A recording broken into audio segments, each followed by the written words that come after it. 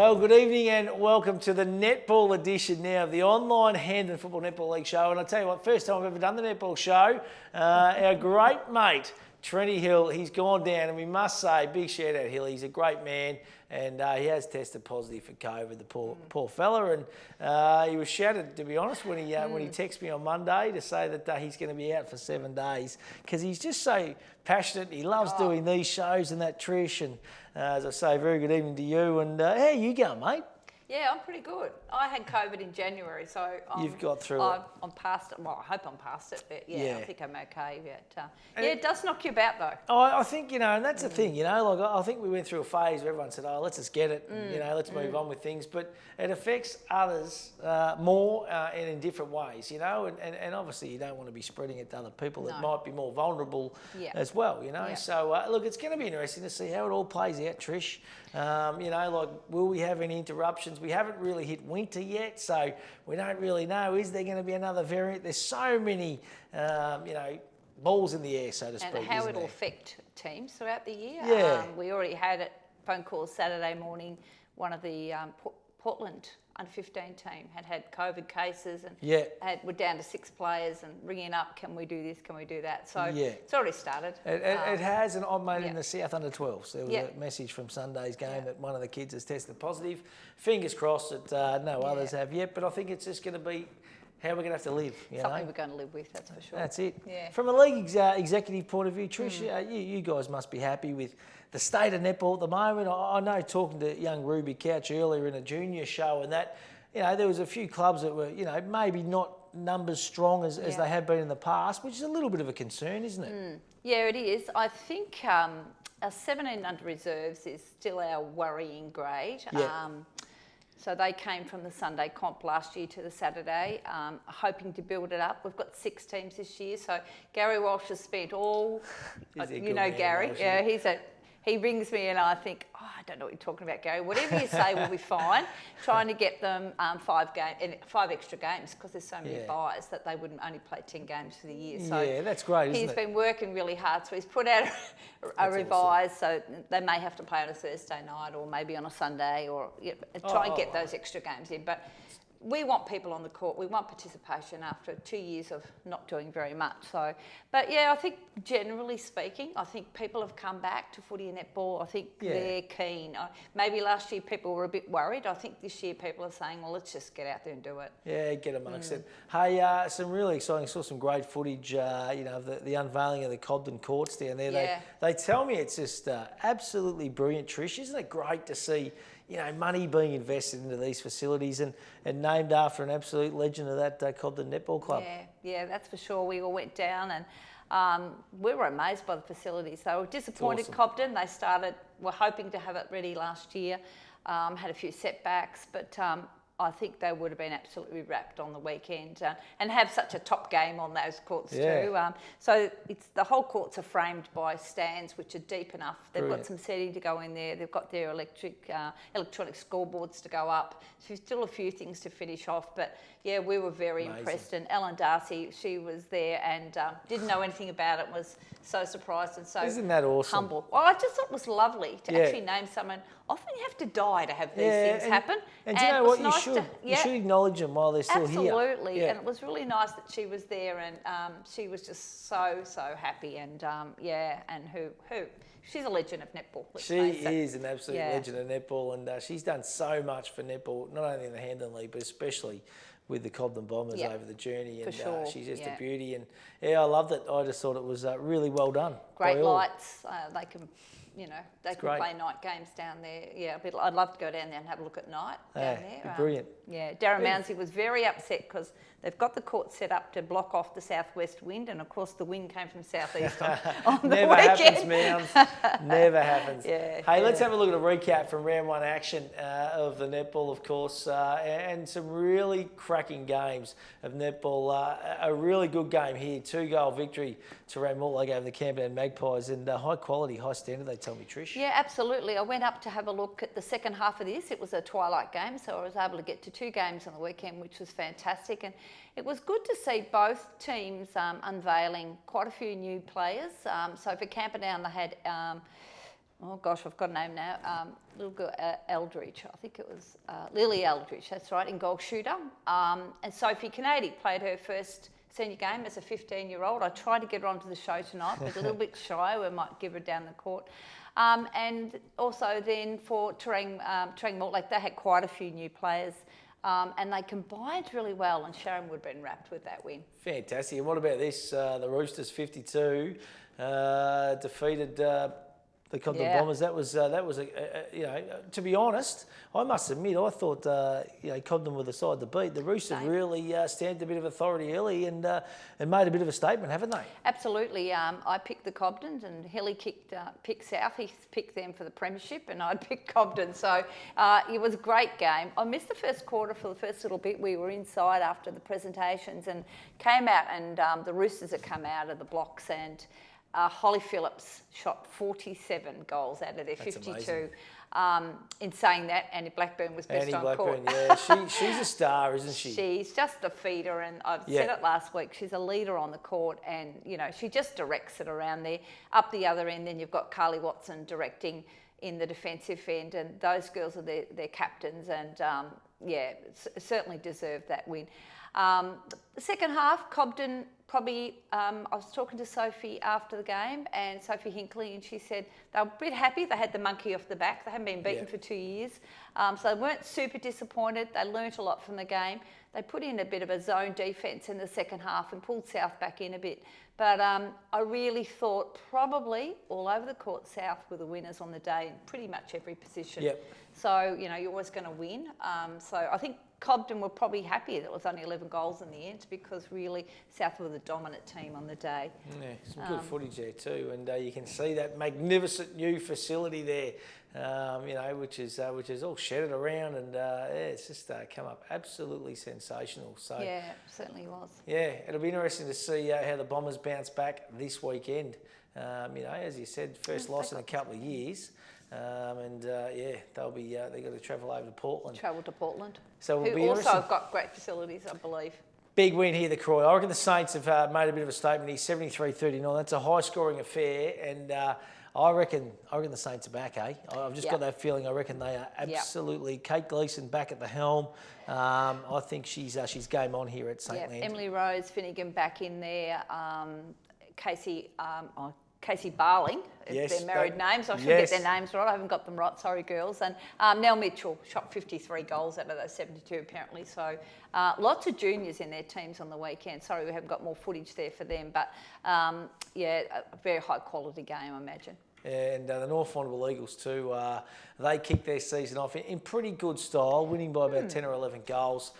Getting the job done, and I think they'd be happy with that, Trish. I think it's always good to get that first game under your belt with new players on the court, and do you know what? I think Port Fairy are going to trouble a few sides, so I think they played a really good game. I was told, I didn't get to see this one, but I told they're going to trouble quite a few teams. Big heavy clash there, wasn't it? I can't pick up. Maddie Green and Maddie Smith. There you go. Having Maddie Vardy, I should say now, hunting there through wing defence, very strong defensive end for North, and just getting that used to playing together. I believe Sky said they made a lot of mistakes, and they'll get better as they keep going. And as will Port Fairy, a lot of new young girls playing in that team.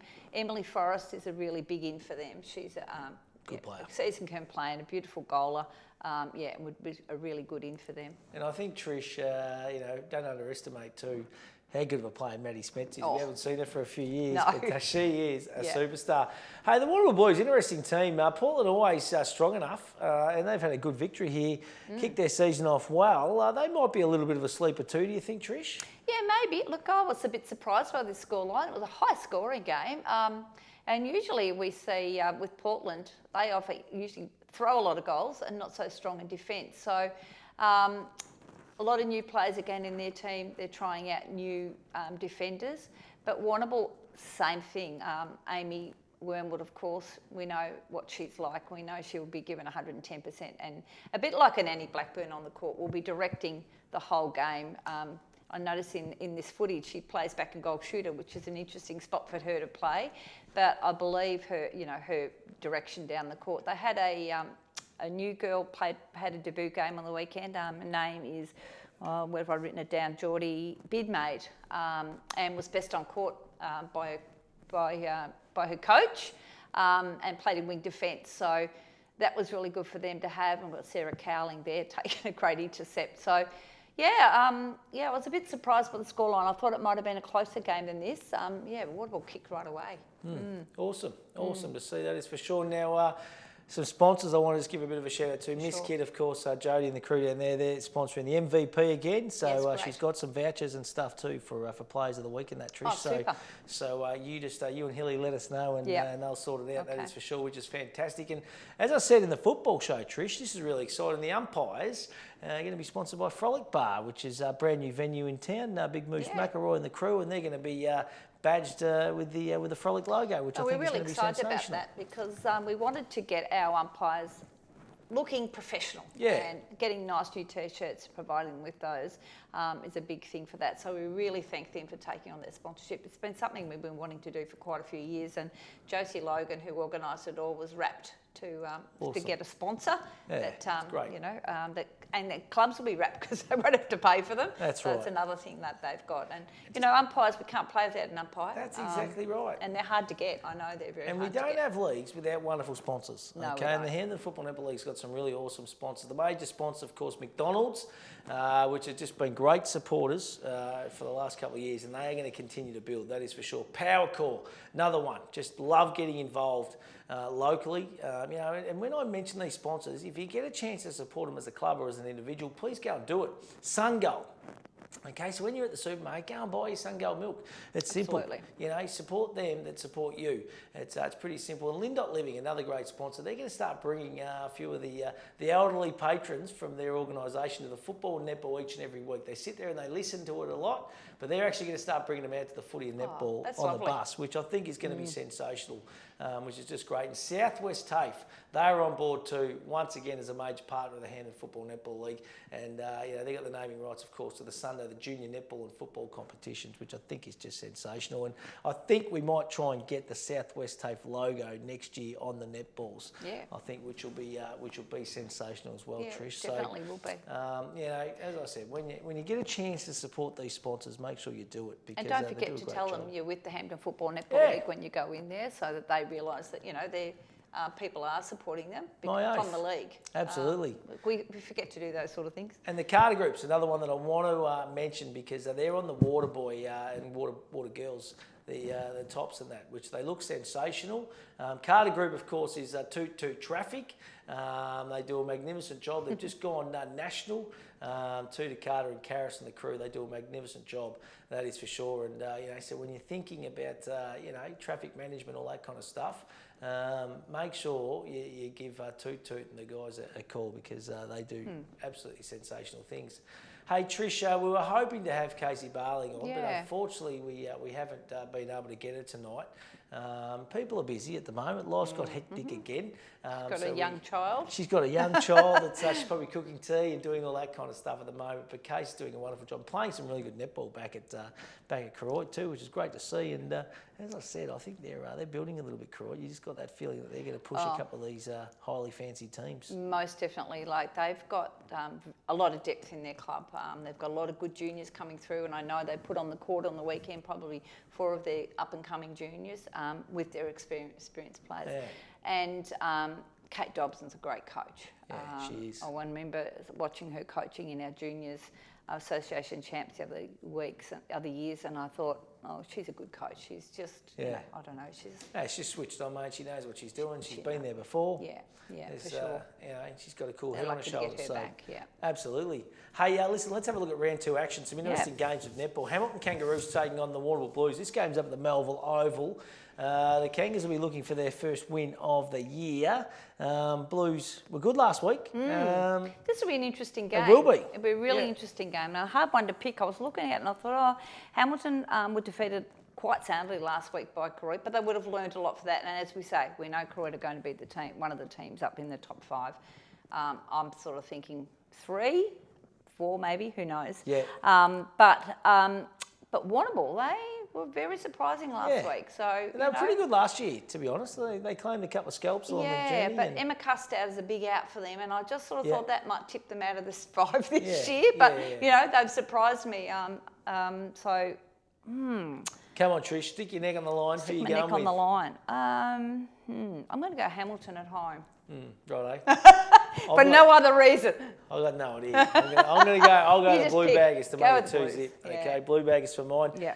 North Warrnambool Eagles v Karoy. Oh, wow. Seriously, could well be match of the round. This is big. We're going to see where the Eagles are at, Trish. We're also going to see where the Saints are at. I know it's only round 2, but I've just got a sense this is an 8-point game here, isn't it? Yeah, I believe that too. I think it's going to be a really good game, and I'll be out there watching it. Don't you worry. Gosh, my heart will go north. I'm looking forward to the clash across their defence. North's very strong defence. So, got Rachel Ryan keeper against Nell. So we've got the height there. Yep. So Nell always has the wood over people with the height, but I think Rachel will match her there. Geordie Murphy in wing defence and Maddie in goal defence and Maddie in wing defence. I just think they'll be impenetrable once they get going, but probably take a little while to get going. Whereas Karoy, they're juniors. They're going to be quick. Yeah. I think North are pretty tall. When I saw them one night at training, I haven't seen them yet apart from training. They're very tall. I think Karoy will be short and sharp. So. 2 different styles, contrasting styles. Very different styles. Come on, who's going to win? Oh, I'm going North. Going the Eagles. I'm going to go the Saints. Okay, so Saints for mine. They don't like me picking them, by the way. You're the kiss of death. Yeah. Hey, Terrain Mortlake, Port Fairy, Seagulls be looking for their first victory. Can you see coming up against the Bloods? I reckon this will be another great game. Yeah, I agree. Terrain Mortlake are one of the teams I thought would be challenging for the 5 this year, because I think the 5th position is pretty open. There's a lot of teams very similar across there. They came out on the weekend and showed me what they had. Port Fairy, they surprised me. They challenged North Warrnambool, and we think they're going to be one of the top 4 teams. So, I'm going to go Port Fairy. Go with the Seagulls. I'll go with the Seagulls too. I go with the Seagulls. I thought they were right last week. I'll stick that way as well. Yeah. South Warrnambool v Camperdown. You'd think the Roosters, on form, are going to be too good. Yeah, I think they will be too good. South has got they're playing a squad of 10, so they've got the opportunity to swap players on and off and look at their best combinations. On the weekend, they played just straight 7. Because, obviously it was working very well against one of the top teams. So I imagine this week they'll do a lot more rotations and just to see how they go, and Will's right into that. But, I think they'll be too strong for Camperdown. Yeah, Roosters for mine. Final game, Portland taking on Cobden. Poor old Portland. They got the Bombers on the rebound. They sure have. They're going to be pretty vicious, I reckon, come the weekend. Absolutely. I think they're lucky they're at home. They've got a little bit of home ground advantage, whatever that means. So, it's a bit of a trip from Cobden to Portland, but it's a massive trip. It's the biggest. I think Cobden they'll be wanting to win this week. I'd love to see, and this is just throwing it out there, but I'd love to see when Cobden play Portland, if they can get creative. There's no game at the Reed Oval this weekend. Let's meet in the middle. Yeah. Let's make a day of it. I don't know, just a suggestion. I think it'd be brilliant. They get to use those sensational facilities and get amongst it. So certainly some food for thought, I reckon, moving forward. Maybe later in the season, I guess they all want to have a home game at the moment. Especially. Yeah, kick off up. And the Portland facilities are fabulous. Oh, it's a good setup. I haven't been over. I know they've got new netball facilities as well. So I'll be interested to go and have a look at those as well. It's a great I think setup. They'll be keen to be at home. You've got to have some advantage against one of the top teams. Yeah, that's right, absolutely. Hey, and they've even got a McDonald's over there, one of our great sponsors. Yeah, so exactly. You can call in there on the way home. And I must say, Canadian Rooster isn't bad. If you haven't tried it, I've heard you talk about this before. Do yourself a favour.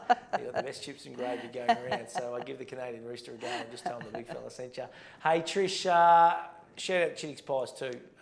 We love our pies. That's the back of the pie. There you go. That's the front of the pie. Yeah. They are magnificent. They are the official pie of the Hamden Football Netball League. They've been a sponsor for that long. It's just been sensational. So we can't thank Paul and the team out there enough.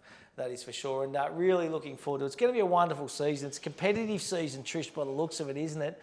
And I'm really excited about what's going to happen in regards to the netball. I think it's I think there's going to be 4 or 5 really keen contenders that could, on their day, take it out. Yeah, absolutely. And I think you alluded to it before.